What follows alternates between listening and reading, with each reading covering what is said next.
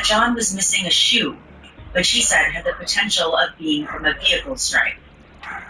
He said he informed Detective Tully about the missing shoe, and it was ultimately found by the search team when searching the scene at 34 Fairview. Described going to Karen's parents' house to interview her. He was asked about the condition of her vehicle in the driveway. Yeah, the right rear taillight had such large pieces missing from it. He said he went inside and spoke to Karen for about 30 to 45 minutes. He said they then seized her SUV and phone. On February 1st, 2022, he said he went to the Sally Port at the Canton PD to begin processing Karen's SUV, along with Maureen Hartnett from the crime lab and a trooper from Crime Scene Services. He said the only difference he noticed in the SUV's condition was that the snow and ice had melted from the taillight. He was asked if he came into physical contact with the taillight at all on that day, and he said no. He told the jury about the multiple occasions he went to 34 Fairview Road in the weeks following John's death. How many times did you go to the area of 34 Fairview Road over the course of the next days, weeks, in regard to potential recovery of it? So February 3rd, I retrieved items on the 8th, the 11th, and 18th, and was out there on the 10th massaging mechanic as well. Now, as far as any of those occasions that you just described, that you went to the area of 34 Fairview Road, on any of those occasions were you by yourself? No. And with respect to those other occasions, what type of people, who was with you? I know you mentioned on the 3rd, but beyond the 3rd, those other occasions that you described, who was on the 18th, I believe it was Trooper Chico, based on the handwriting on the evidence bag, kind of recognized his handwriting. And the other 2 dates, I don't recall who was out there with me. He said on February 3rd, they located a black drinking straw, John's hat, and other pieces of plastic. Now, as far as these return trips on successive dates to 34 Fairview Road, what was the reasoning behind that, or what was sort of the scientific reference? Why were there so many different dates to return to 34 Fairview Road with them? So after the 29th, there was close to 2 feet of snow that had fallen. And the days and weeks that had followed, the temperatures ranged from 30 degrees up to 60 degrees. And there was about a half a dozen days mixed in of heavy rain. So as the snow started to melt, it started to present itself. After collecting those items on February 3rd, he said they then went to 1 Meadows Avenue, John's house. Now, with respect to that resident, why is it that you and your friends went there on February? We wanted to document Mr. O'Keefe's vehicle to show that there's no damage to it, as well as the garage doors. And why did you want to document that? During the review of Mr. O'Keefe's ring video, particularly the one above the garage that displays the driveway, on the 29th at approximately 5:07 a.m., Ms. Reed's pulling her vehicle out of the garage door, backing up towards Mr. O'Keefe's vehicle, comes extremely close, if not slightly hitting the vehicle. So we want to at least go document that there's no damage to Mr. O'Keefe's car. The ring camera video of Karen backing her car out on the morning of January 29th to go look for John was played in court. Trooper Proctor said he didn't see any of the snow fall off of John's car after Karen's SUV appeared to come into contact with it. Now, with reference to the back area of Mr. O'Keefe's vehicle, specifically in the area of ground, as far as that area of ground, what anything did you observe in reference to the random pieces or any pieces of skylight or plastic or glass, anything in that area is separate? So this area here is, you can see the white snow. There's no red pieces of taillight, which would show up in the contrast to the white snow. He said when Karen's car drives away in the video, her taillight looks consistent with how it was in the Sally Port after being towed.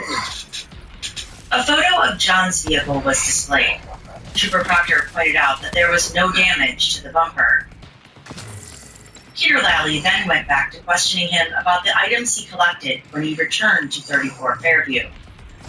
And with respect to each of those respective days of February 8th, 11th, and 18th, what, if anything, did you observe or recover, you and the other troopers that were present on those days?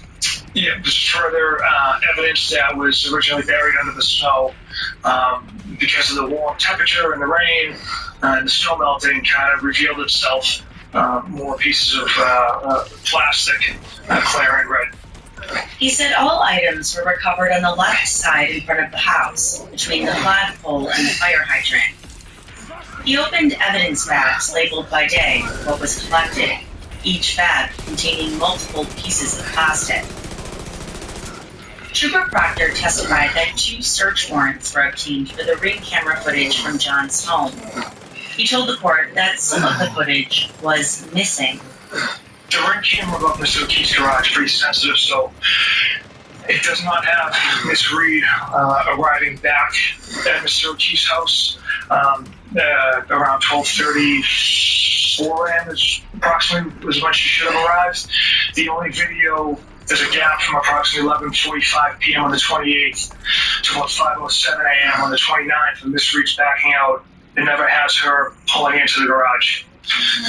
And there's also a second video of Miss Roberts, Miss McCabe, and Miss Reed looking at the broken taillight in the morning. What, if any, follow-up or inquiry did you make of Brandon in regard to those missing videos? I inquired several different times as far as if the video was deleted, is there some type of a record?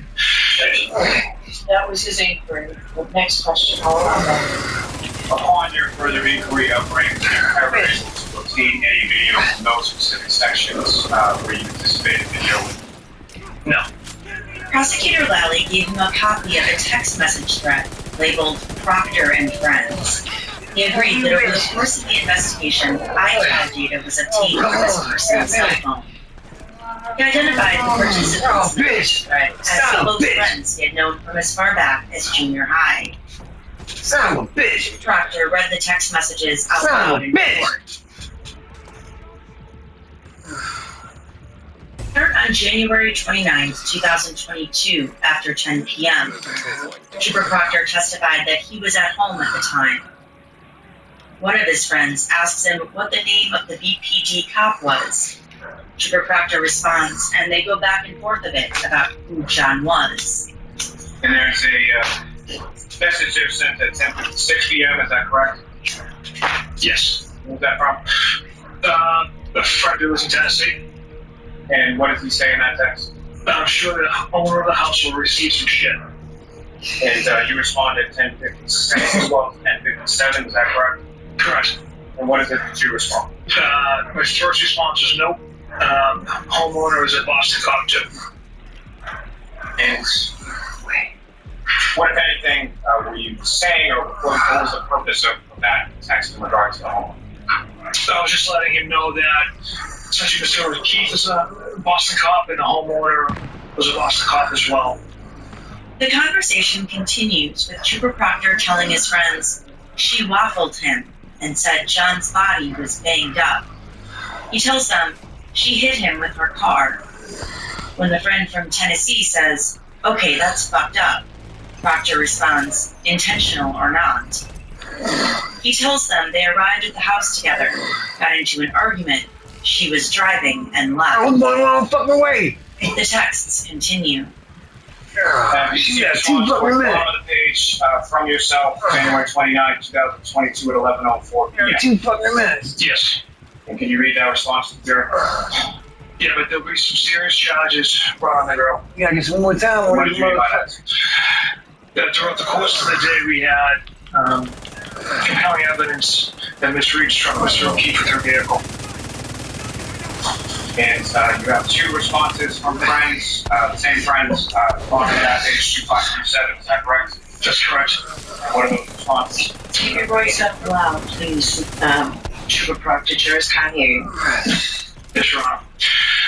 Number ending 5051 gotta be, I can only imagine what internal is the BPD are trying to get up there. The second response, same number, jihad at least.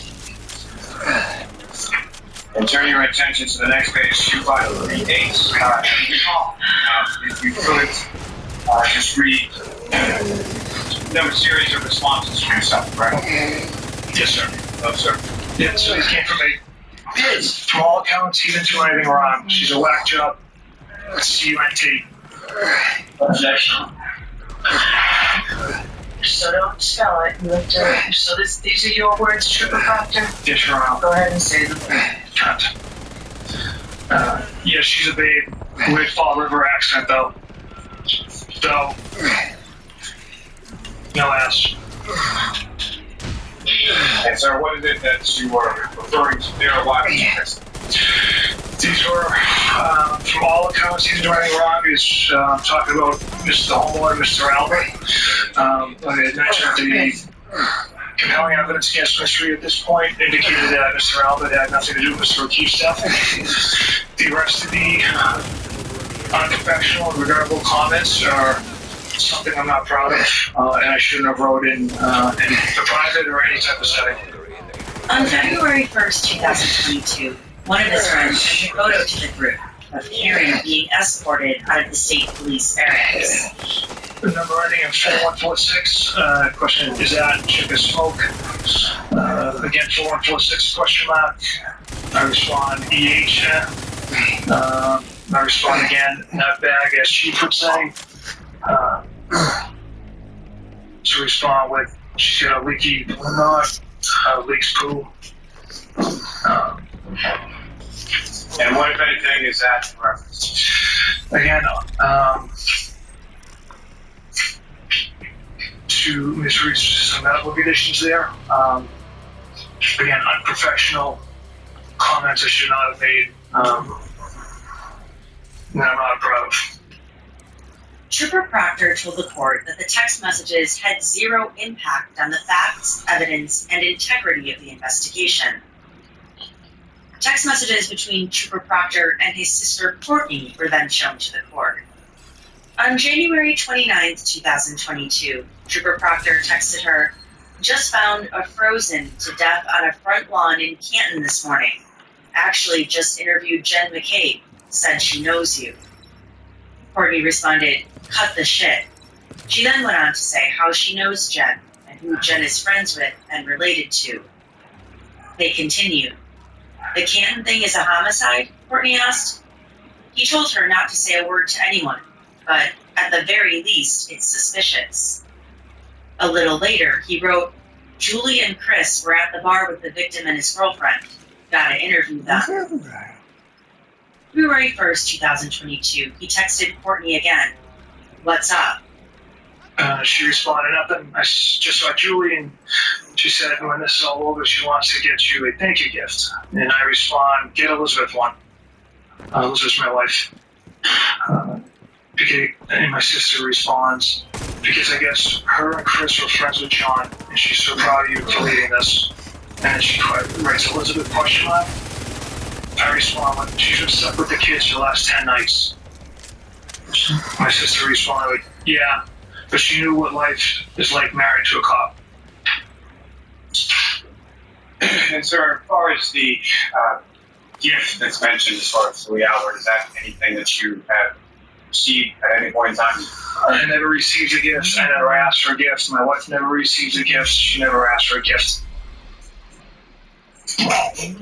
How would you describe this context of this conversation, or why that's being discussed at this time? Again, I don't know the thought process of my sister and Julie as far as bringing that idea of a gift into play. Like I said, I didn't ask for one. I never received one. It's in my life. Text messages between Trooper Proctor and his wife Elizabeth were then read to the court. This is me speaking on June 9th, 2022 at 4:56 p.m. I text my wife, "Waiting to lock this whack job up." And what are you referring to in that text, sir? I'm referring to the arrest after Ms. Reed was indicted by the grand jury. On April 28, 2022, he texted with Trooper DeChico about the medical examiner in the case. Trooper DeChico, rookie move, not going into a meeting with the ME and getting that homicide determination. I respond, Yuri and I had 2 conference calls with her, sent her numerous photos, etc. We laid out the entire case for her. Trooper DeChico responds, not good enough, should have had me or Jeff do it. I respond, if you two did it, she would have made it accidental or natural causes. He said it was just a typical joke with Trooper DeChico. In another text with Trooper DeChico, he wrote, of course it's undetermined. She was a whack job. Trooper DeChico responded, Dear God, WTF, what is inconclusive about the whole thing? And as far as your indication there, as far as she was a whack job, who are you referring to there? Miss Reed. As far as the undetermined of what you're talking about, what is sort of the content of the context of this conversation? It would be the manner of death was determined to be undetermined by the medical examiner's office. And so I ask you again, as far as your reference there in the bottom of the first page, as far as she was a whack job, who do you believe you're referring to? Again, Reed or the medical? Miss Reed. Yet another text thread read in court was between Trooper Proctor, Trooper DeChico, and another trooper, Trooper Kakowski.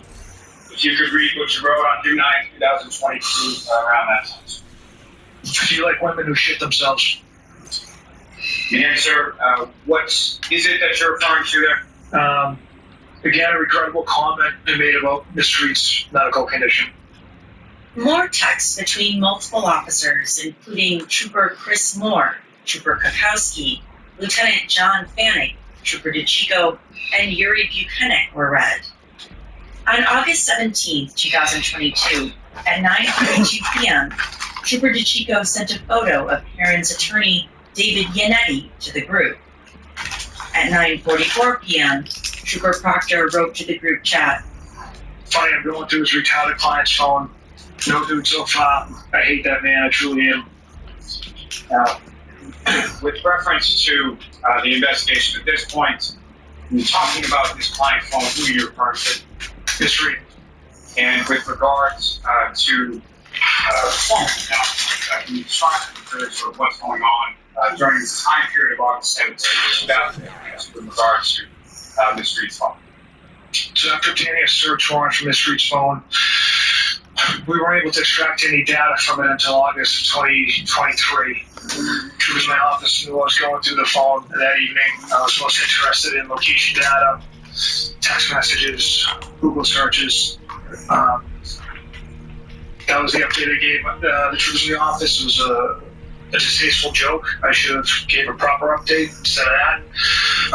I wasn't able to go through the phone as thoroughly as possible because I came across some text between an attorney and Miss Reed, so I had to stop going through her phone. They made my supervisor aware of those communications. Alan Jackson did the cross on Trooper Proctor. The first thing he did was ask him about the group chat with his fellow officers and superiors while he was going through Karen's phone.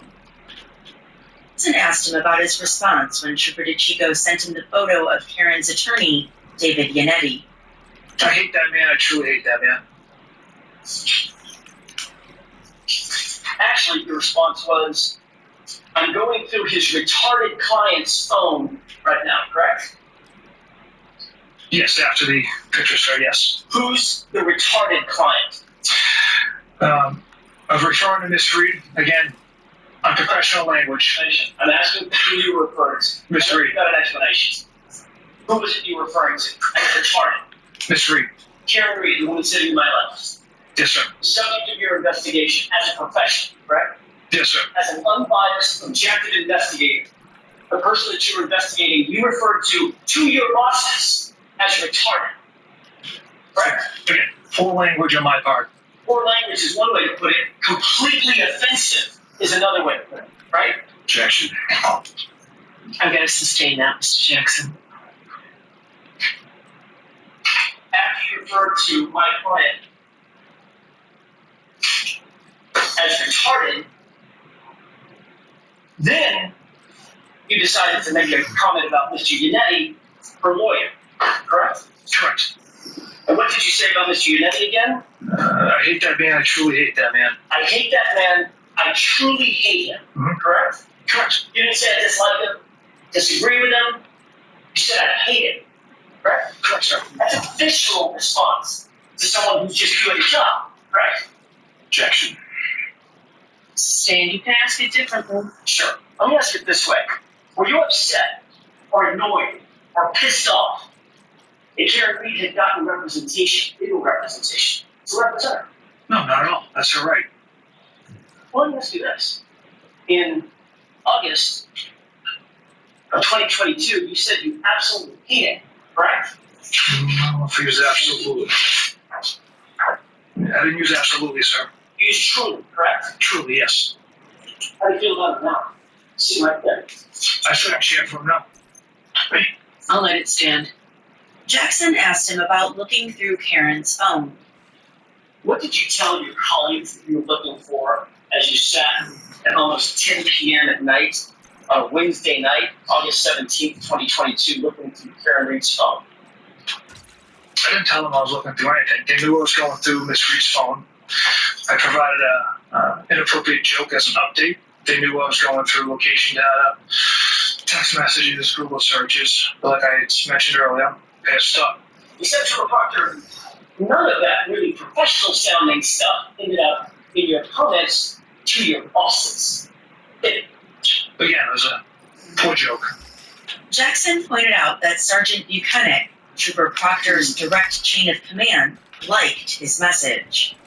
So your supervisors at Massachusetts State Police not only didn't ride you for making comments like this, encouraged it. Objection.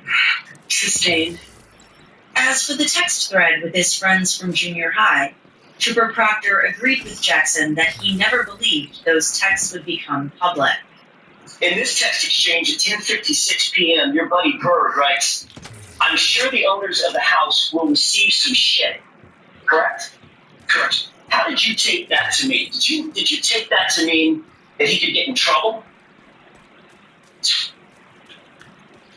Yeah, I'm not sure exactly what my friend was getting at. Well, you had some idea. Yeah, The owners of the house isn't going to get any shit for this, right? That's how I interpreted it. Yeah, you interpreted it like he's not going to get in any trouble. He's not going to be a suspect, correct? Correct. And he's not going to be implicated in any way. Is that right? Correct. And your answer was one word, correct? Yes. What was that word? No. And then you followed that up with an explanation as to why you said no. Didn't you? That wasn't the explanation why I said no. I simply said, homeowner's a Boston cop too, meaning Mr. O'Keefe is a Boston cop. The homeowner is a Boston cop as well. The question that preceded your answer, no. The homeowner's a Boston cop too was the homeowner's going to get some shit for this, correct? That's not what I meant with that text. That's what you wrote. That's not what I meant, sir. He agreed that when he wrote that, he hadn't yet been to the crime scene or inside the home at 34 Fairview, and that he had only questioned a grand total of 3 witnesses at that point. Jackson asked if both he and Sergeant Buchanan believed John had gotten into a physical altercation based on information they received from the paramedics. In the group chat texts, Proctor had said, "That's what I initially thought after talking to the paramedics."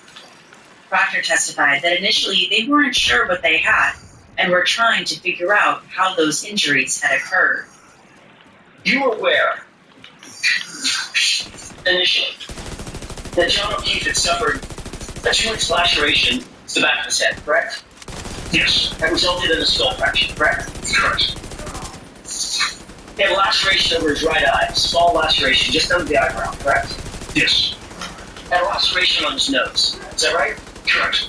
He had patterned scratches on his right arm, abrasion scratches, correct? Yes. And he had no injuries below the neck. Not that I observed, sir. Not a single broken bone, correct? Not that I was aware of. Not a single fracture, correct?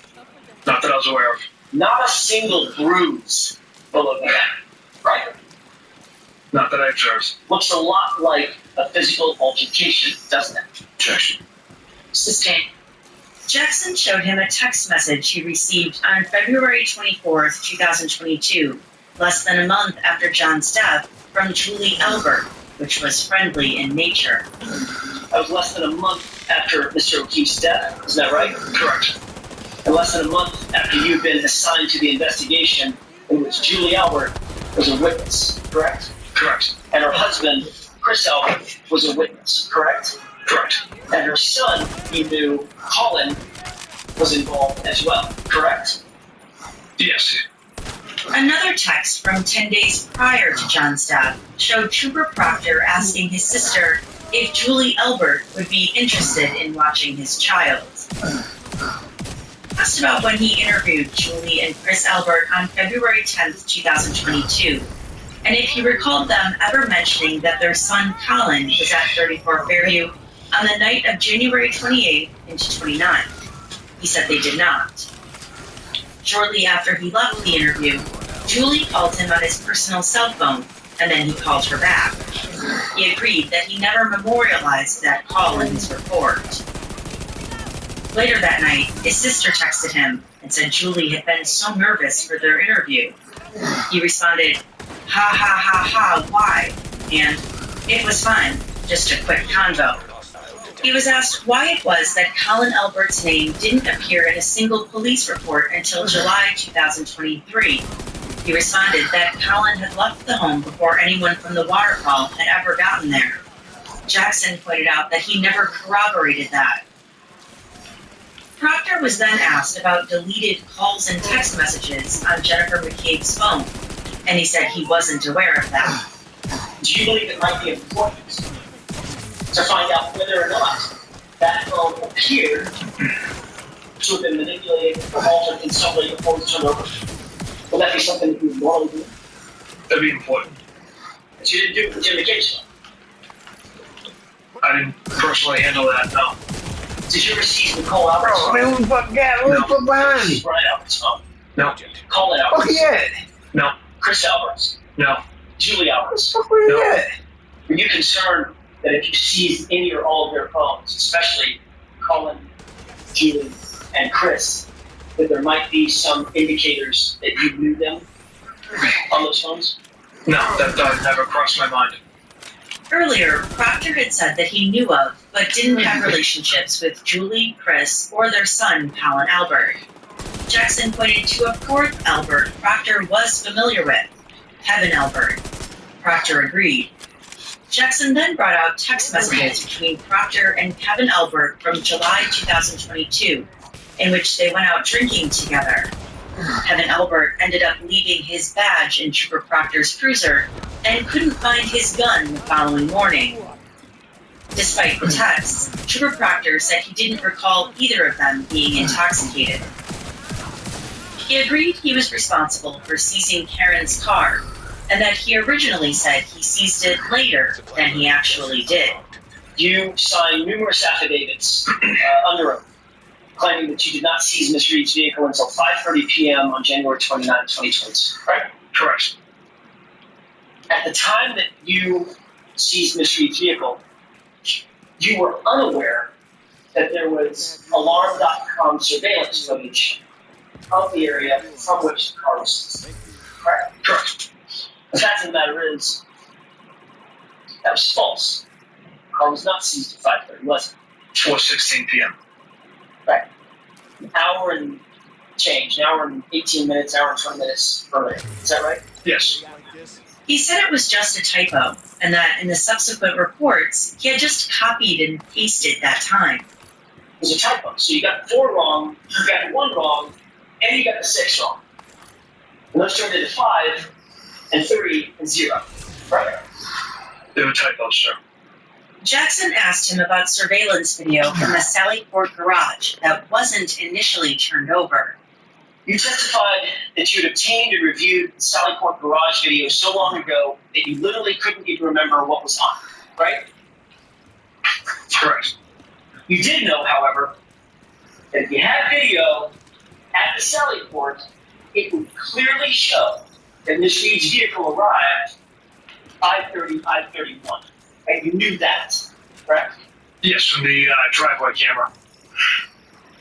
But you withheld that video out of 160 odd videos that you turned over.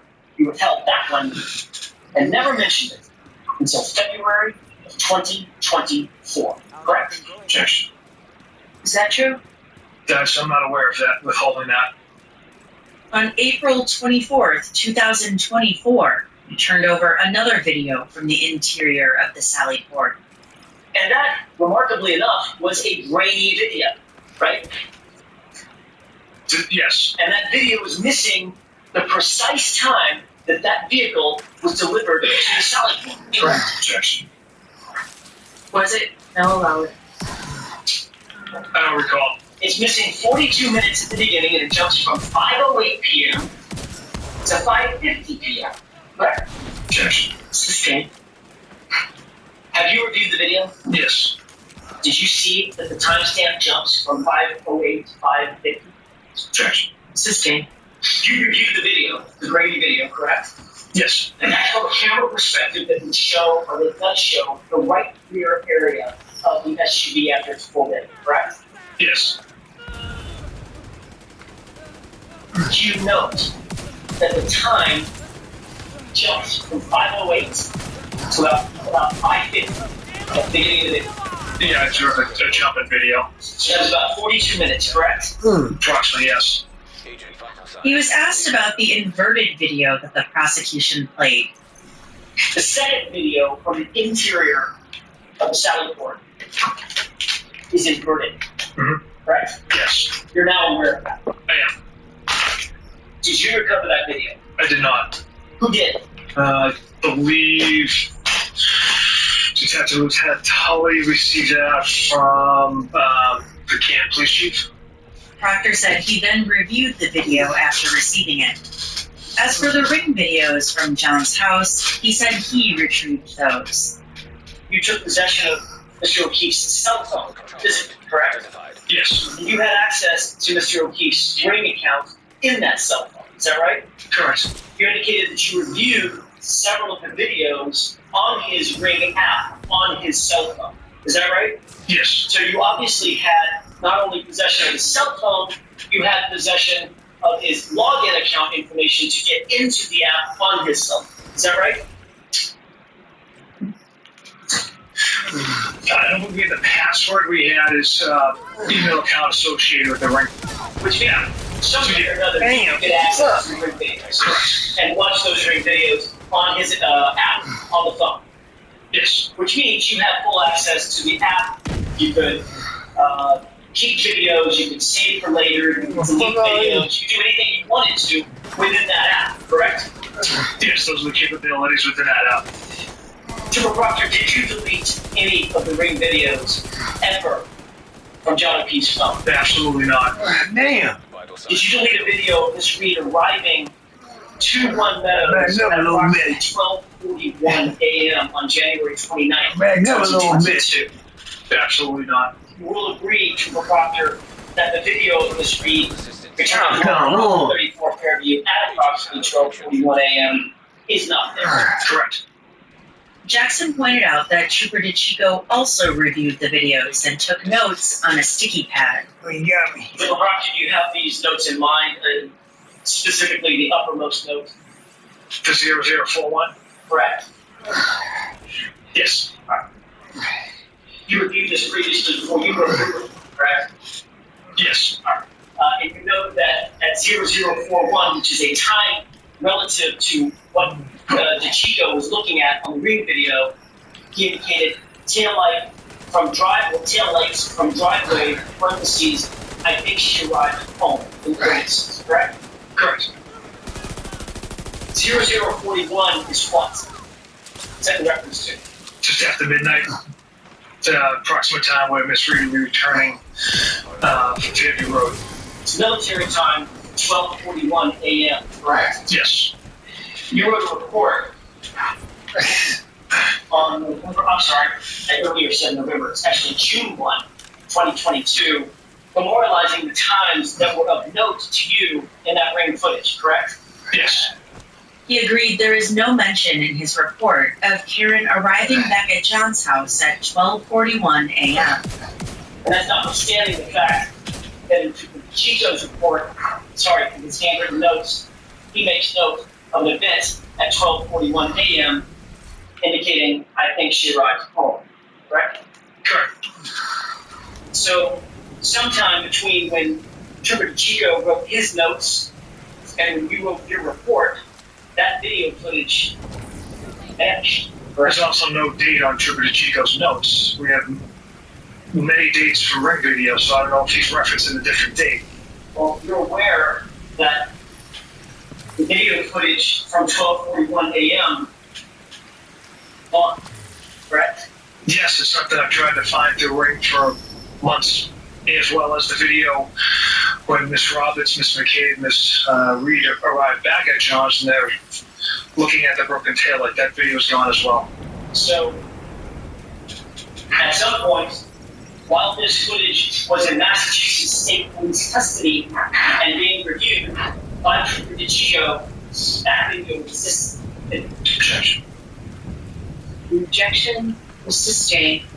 Lieutenant Brian Tully testified that Karen's cell phone made 53 calls to John O'Keefe between 12:33 a.m. and 6:03 a.m. on January 29. He also testified that local surveillance video suggested that Karen made a possible trip to 34 Fairview before going to Jen McCabe's house that morning. He said Karen arrived at Jen's house on Country Lane at approximately 5:35 a.m. Her vehicle was seen at 5:18 a.m. driving from a certain area, and he said that she would have arrived at Jen's house quicker if she had gone straight there, suggesting she went somewhere else beforehand. And from your knowledge of the area as far as travel is concerned, with from 5:18 to about 5:35 or so, would that allow for sufficient time to go from where it's viewable on the Temple Beth Abraham video to the vehicles, then travel to 34 Fairview Road, and then travel to the 12 Hudson? Yes. He showed the jury a map of Karen's movements that morning based on cell tower data, which he said also suggested she possibly went to 34 Fairview prior to Jen McCabe's house. On cross, Karen's attorney, Alan Jackson, asked him about why no search was ever conducted inside the home at 34 Fairview, pointing out that no jacket was found on John, even though it was cold outside. He didn't have any coat, gloves, scarf, nothing like that. Correct. And no winter gear on whatsoever, correct? Correct. Under ordinary circumstances, and you may be the exception, but under ordinary circumstances, if someone was out in 18-degree weather, you might expect they would have some winter garb on, correct? Objection. You certainly would expect that if someone took their coat, their glove, their hat, their winter gear off, you might leave it inside the house, right? Rather than outside. Objection. I'll let you answer that. It's probably predicated on where you take it off, Right. and your relationship to the location. Right. Reasonable assumption might be the winter gear might be inside the house. Objection. Is that a reasonable assumption, Executive Lieutenant? No, Your Honor. It's not reasonable that he would have his jacket inside the house. You would just assume that. Well, using the term the house. You talking about any house? 34 Fairview? Right. No, it's not reasonable. All right. You didn't think it was reasonable at the time. Still don't. Jackson asked him about the Sally Port videos from the Canton PD, the one with the missing sections and the one that was inverted. He said he didn't notice anything with them and that he quickly reviewed them and then gave them to Sergeant Buchanan. Jackson pointed out that as the evidence envelopes containing the pieces of plastic that were recovered from the front of 34 Fairview in the days after John's death were opened in court, the number of pieces of plastic inside didn't match the reports, but there were 2 extra plastic pieces. You were the one that conducted the search, right? 13 conducted the search. I was present On the search. Yes. You were there photographing things that were covered in the search, Yes. and ultimately you were responsible for backing those items up, right? Yes. 5 items in that bag. Hardly those 2 bags, right? Just plastic. Correct. And yet your report very clearly says there were 3 items of plastic evidence recovered in the search. Yes. So my question once again is, Where did the extra 2 items come from? Well, that's memorialized on the bag. It says pieces of clear plastic. So I'll take the hit that my report does not properly memorialize it, but I would argue that the handwritten notes on the bag that are contemporaneous to the collection of the evidence would be more accurate. As is my memory of 2 clear plastic things being collected. Now, as to the third piece, again, I'm making an assumption, but it appears that that is a small piece that was separated from the other 2 pieces. Nicholas Bradford is a DNA analyst specializing in forensic testing. He testified that a piece of taillight from Karen's SUV contained a DNA mixture from 3 individuals, including 1 male. He said there is a very strong likelihood that one of the DNA profiles matched John O'Keefe. He said troopers Proctor and Buchanan were excluded. Tess Chart is a mitochondrial DNA analyst. She told the jury that the hair found on the back of Karen's SUV matched John's mitochondrial DNA with 95% confidence. Another DNA analyst, Andre Porto, confirmed that DNA found on the taillight of Karen's SUV was likely a match to John.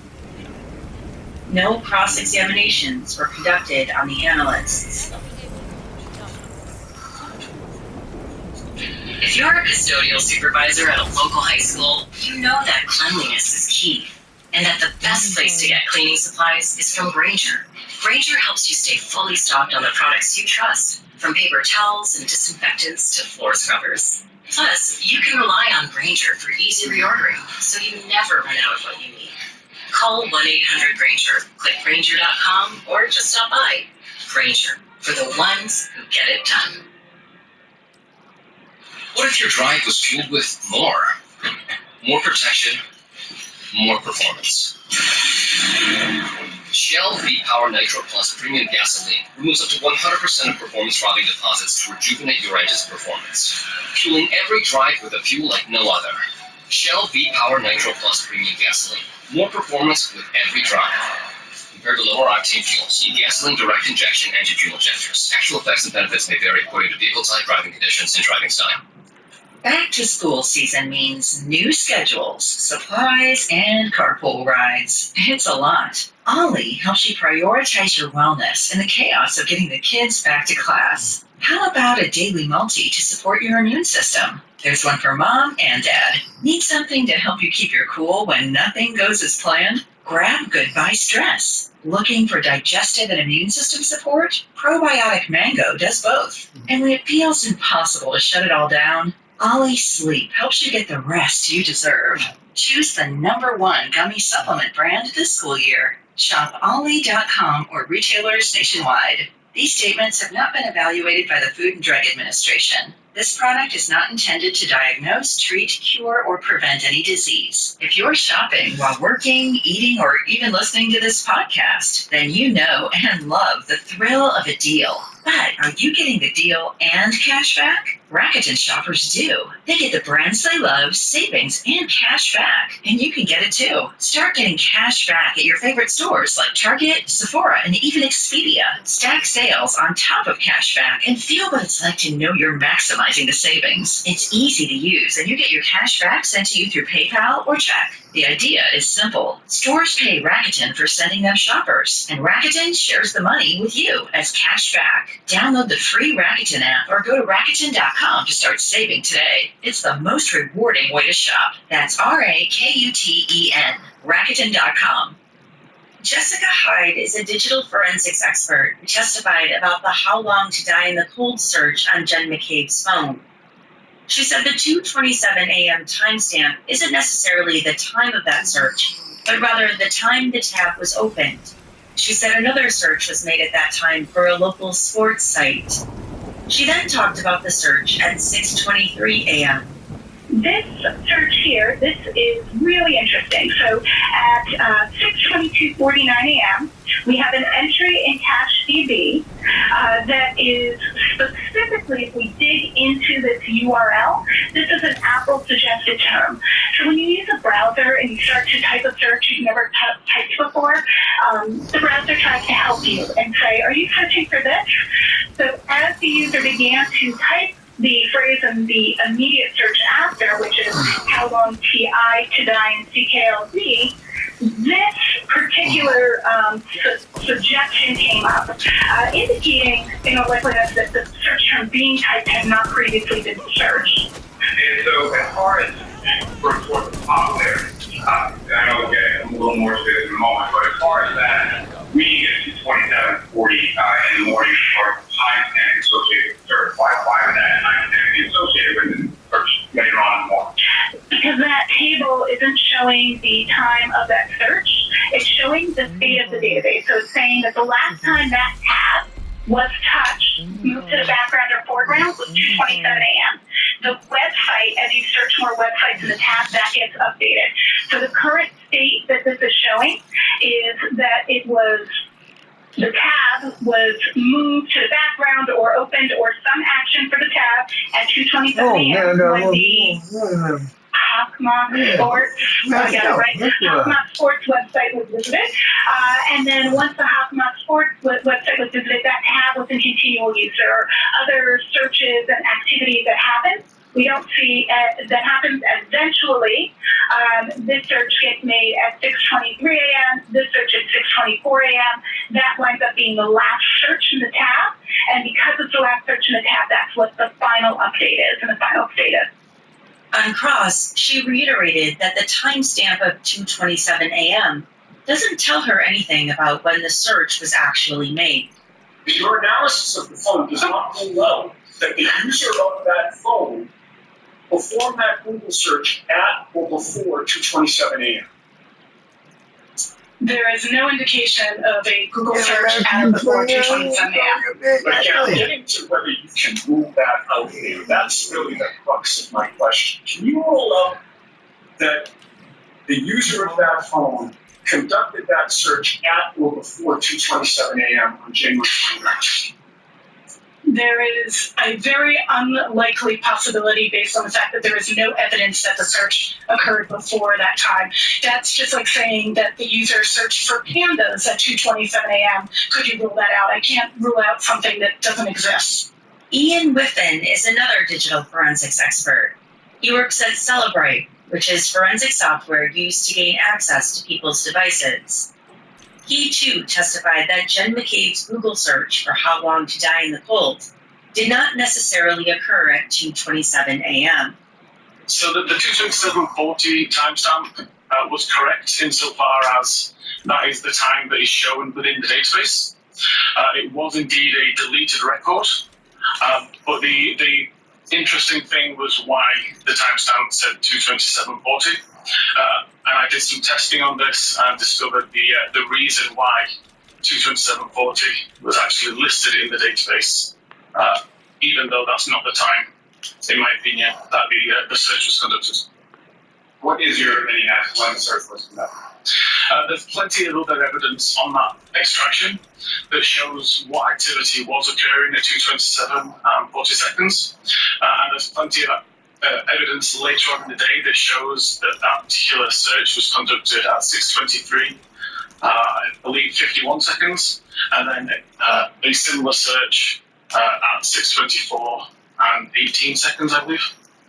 He said he conducted a test showing that if he created a tab at 12 o'clock, for example, minimized Safari, left it for several hours, days, or even weeks, when he comes back to it and opens up Safari again from a background state, the timestamp wouldn't be updated. It would still show that original 12 o'clock time. Cross, David Yannetti asked if in his tests he used the same version iOS as Jen McCabe had. He agreed he did not. And you would agree that the way that an artifact is stored would depend on the iOS version that you use, correct? Correct. And your simulation did not use the iOS version that Ms. McCabe was running on her iPhone, right? Correct. I used the closest version I could find. Trooper Joseph Paul with the Massachusetts State Police testified as an expert for the Commonwealth in vehicular accident reconstruction.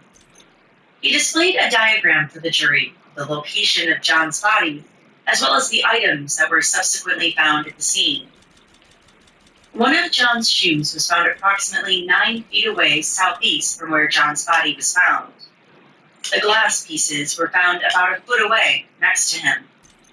Some of the red plastic pieces were 7 feet away to the east. Some of the clear plastic pieces were 10 feet away southeast. More red plastic pieces were 12 feet southeast. He said he inspected Karen's SUV and performed multiple tests on it, including reverse acceleration and reverse and forward braking tests.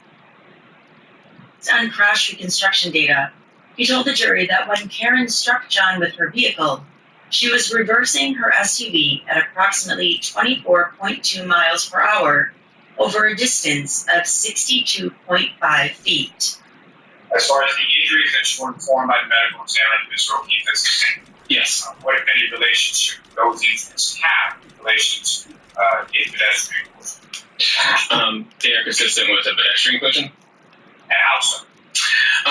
Due to, we break down each area to the arm, the lacerations of the arm from the tail lights, the dent where the scratches for his hand could be. Those are something that would be consistent with this particular case with striking the Lexus. Now, specifically with reference to this case, what, if any, analysis did you conduct with regard to kinematics? Yes, I did a kinematics analysis in my report. Kinematics was the aspect of motion.